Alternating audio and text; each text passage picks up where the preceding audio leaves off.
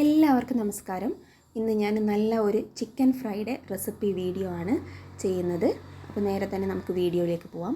ആദ്യം തന്നെ ഇതിനു വേണ്ടി മസാല തയ്യാറാക്കാൻ വേണ്ടത് ഒരു പിടി ചെറിയ ഉള്ളി, ഒരു മീഡിയം സൈസ് കഷ്ണം ഇഞ്ചി, ഒരു 8-10 അല്ലി വെളുത്തുള്ളി, ഒരു 2-3 പച്ചമുളക്, കുറച്ച് പെരിഞ്ജീരകം, കുറച്ച് കറിവേപ്പില, ഉപ്പ്, മഞ്ഞൾപ്പൊടി, മുളക് പൊടി, അതുപോലെ തന്നെ ചെറുനാരങ്ങ. ഇതിൽ ചെറുനാരങ്ങ ഒഴിച്ച് ബാക്കിയുള്ളതെല്ലാം നല്ല പേസ്റ്റായിട്ട് അരച്ചെടുക്കുക.